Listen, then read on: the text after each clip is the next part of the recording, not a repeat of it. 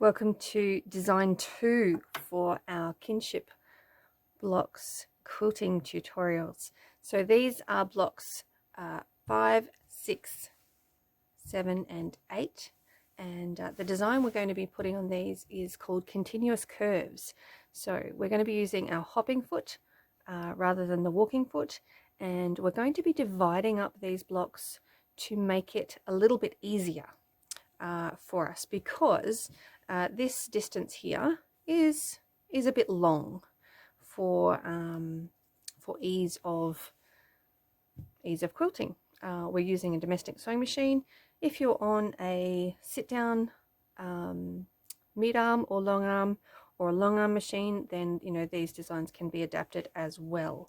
So I'm going to remove my block because I'm going to quilt this later, and then I'll show you on my practice piece. So hopefully you can see some quilting or the piecing lines that I've just drawn onto this plain fabric. So if I put the block beside the one that we're doing, so this is block 5 and this is block 5 here, I've drawn in some sashing lines, which is where I've pinned my quilt sandwich together. So we are going to start. So these designs are not continuous across the whole piece.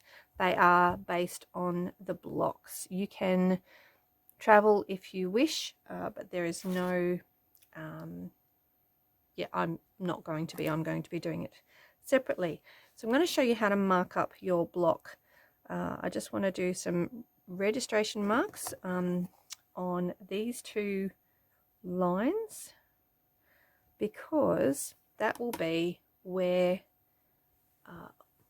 sorry, move that into the screen. So I've put one here, and then down here, across here, and up here.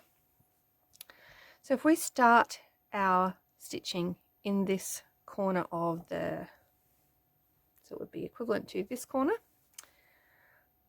and I'm going to draw it on here so that you can see what I do. And this is basically your stitching path. You can do a curve across each. Hopefully you can see that come up. I will quilt it as well. And this will give you a great design that if you've got a block that is made up of blocks, of smaller blocks, and oop, we missed one, that one there as well. It's alright, because we come back to this point. And we're basically, think of it as bouncing from point to point. And when you're quilting it, so once we get to this point here, we're going to do this center bit. We're not going to do this bit yet. We need to do the center. So you can cross to there, bounce to the center, and back out again. Across, down,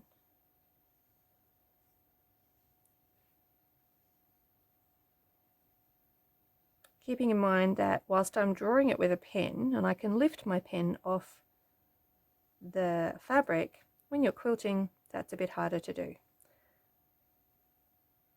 And we can finish that last one. So hopefully you can see that design there as well. With block 6, let me put block 6 on this side so you can see it as a reference. I'm actually going to do something fairly similar. I'm going to divide, so I'm using this 8.5-inch ruler so that I can give myself a registration line down the middle. So I'm basically dividing those pieces into smaller sections. I'm also going to divide that center square, and what we're going to end up with is a repetition of the center of this one in its effect. So let's start here and go across and up. So this can be a sort of a different effect in that we're not doing both sides of that line until we get here, and then we can come to the middle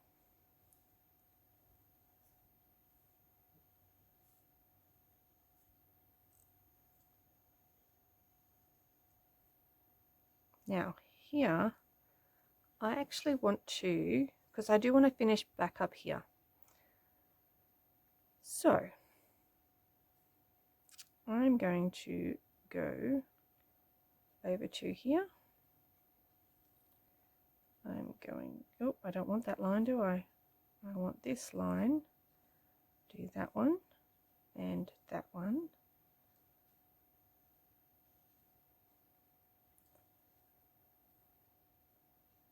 And then I'm going to basically bounce back to my start point.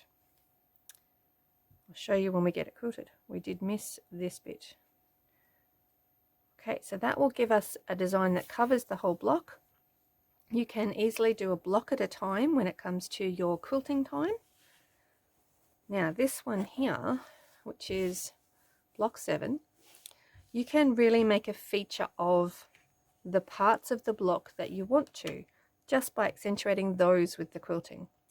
So let's start here. We're going to come down.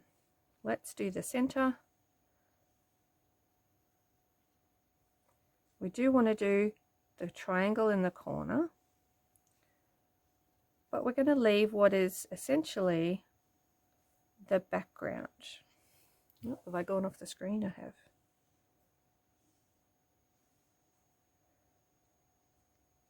And you'll be able to see when I quilt this. So if you need to draw yourself the lines on your fabric, go right ahead. I do recommend this blue pen because it will come out. It's very satisfying for it to come out. So block 7 is marked up. Hopefully you can see that clearly. Now over to block 8, and again we are going to add some extra registration lines because we want to be able to easily divide up our space. So I'm just going to do myself a light, make sure it's straight, a light line, just so I know where that center point is. Now this bit here is my sashing, and if we use the same design and we're literally bouncing from point to the point that we've created. Oh, I want an extra point here. So give that one there, to that one. We'll bounce along the edge. Again, like the block 6, we won't do both sides, but we're just creating a bit of interest by doing one side. So hopefully me drawing it on there means that you can see a bit of the stitching path, and then bouncing again. So I am making the most of the piecing lines as well as just some simple quilting lines, continuous curves, and we'll see how this can enhance your quilt block when you've got a feature such as this one here where I've used the darker colors and I want to make a feature of that. That's the bit that I want to quilt.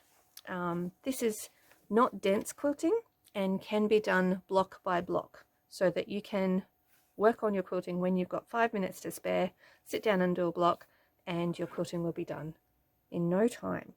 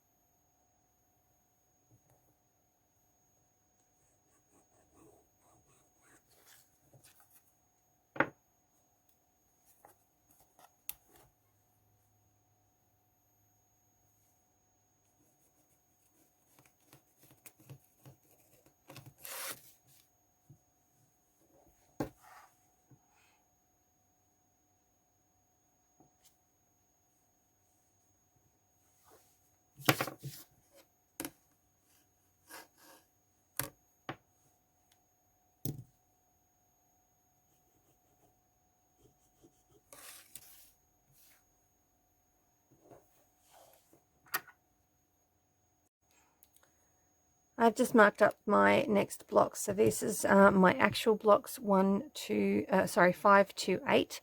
I have used the blue washout pen on the lighter areas.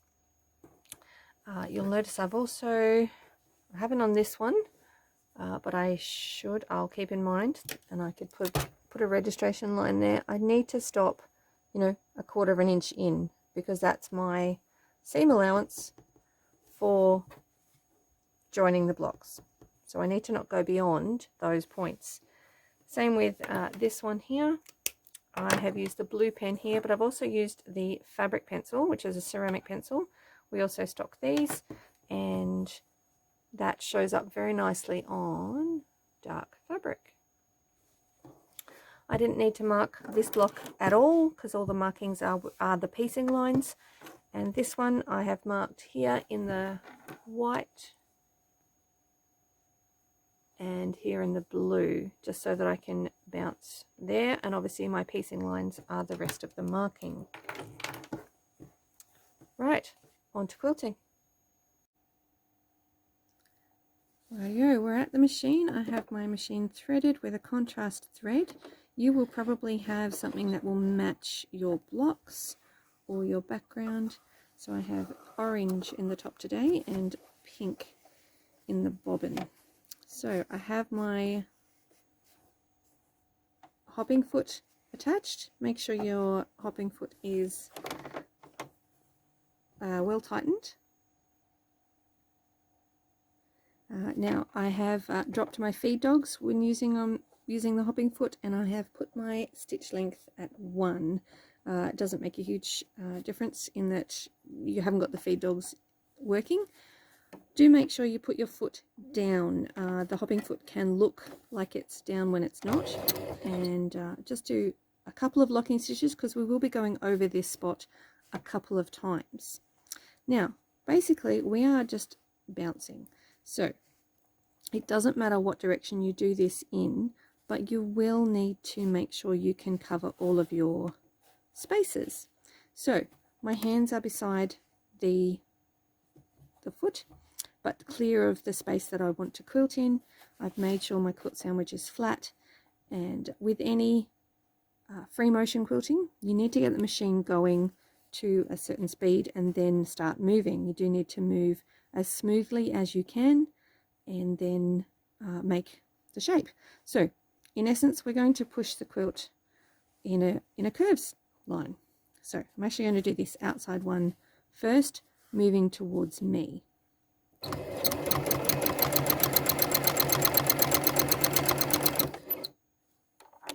Right, I'm going to push my button so that it starts in, so it finishes in the down position.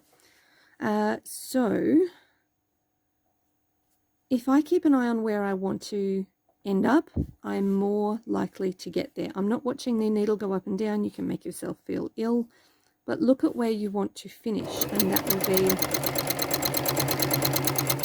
a help. If you need to change direction, go right ahead. It is possible to do this block without actually changing the direction of your fabric, but if it is easier, then that's what you should do. The other thing would be practice on a scrap of fabric first, and also the reason we've done them this size is so that they're one curve, and then you stop and reposition your hands. So get going, stitch to the point, stop, reposition your hands, get the machine going, stitch to the point, and stop. This one you could possibly do without stopping, but I would recommend that you stop just to get the feel for the shape that we're creating first. Once you get a bit more confident, you can stitch to the point and then stitch back again. Stitch to the point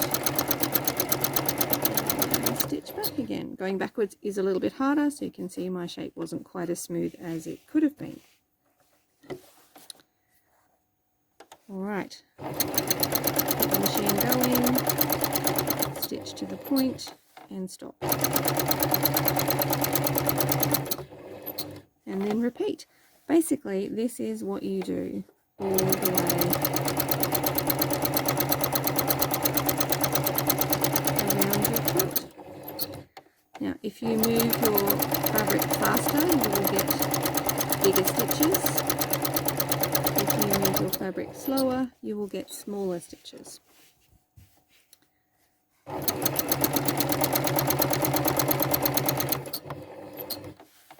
Try and move at a constant pace with free motion quilting, and keeping your, that's my beginning threads, we'll just tuck those out of the way for a minute. So this is where having that extra backing comes in handy, and that I had something to guide the quilt with over here. Also my lines, my registration lines or design lines that I have already drawn on actually do help me if I'm stitching backwards. Tuck those out of the way again. Okay, with this centre bit, we're going to come down to this point that we've already stitched at previously, and then quilting to the centre and back to that point.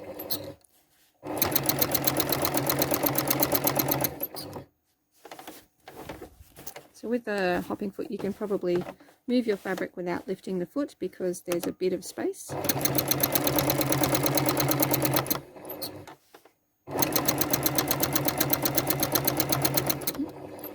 Get that out of the way so you can see what's happening.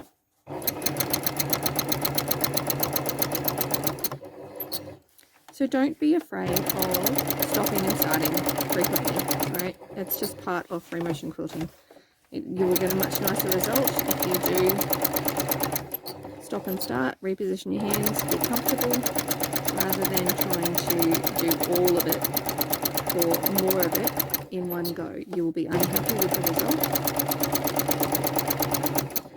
and then you'll want to rip it out, and then you won't like it. And whilst it's only thread and it does come out, nobody likes unpicking.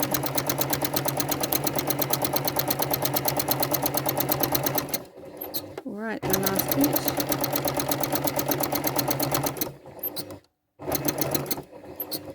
And a couple of locking stitches. So this will be one where you will need to do the tying off. So there you go, that brought up the bobbin thread very quickly. I do have a video on the stopping and starting, and I'm trimming all of the threads in one go just then. And that is block 1. Let's have a look at that.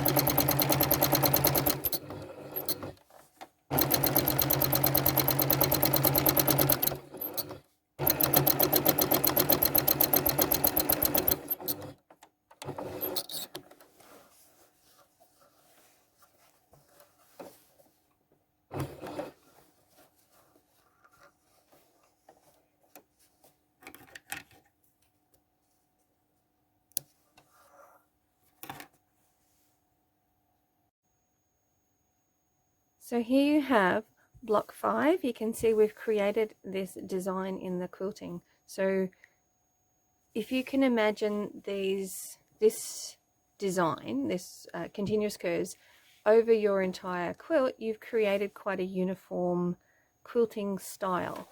So here's block 7. So you can see we've created an actual feature of the piecing design, and block 8 we've actually really created some texture. So this bit here would be in the seam. So I've really only done one side. Now, as far as quilting options go, this is sort of a basic. You could leave out these center ones if you want, and you'd end up with just like the hashtag type thing. You could do all sides of this as well, so to add even more quilting if you wish. Obviously around this one you can do the outside of the block as well. What you could come back and do is stitch in the ditch of your block there, which means that your feature is that curved quilting. The same with this block. You can easily add more in all of those and basically do the same thing on every stitching line that you have. And the same with block 8, you know, you can always come back down this side as well. So there's lots more that you can do, but this just shows you that basic technique of doing the curves, just keeping in mind that literally you are bouncing from corner to corner around your block using the piecing lines. But it's simple quilting that will enhance what's there. It can be quite inobtrusive if you use a matching color, and if you've got fussy cutting, say in these blocks here, then you're not overpowering it because you're holding it down. This is actually easier than stitch in the ditch, because stitch in the ditch can be quite time consuming. This is a little bit faster, but you can enhance, sort of frame any bit that is in your blocks, and you get a nice effect at the end. So again, if you can imagine in your mind's eye this design over all of your blocks, then you've got quite a cohesive quilting design. So that is continuous curves.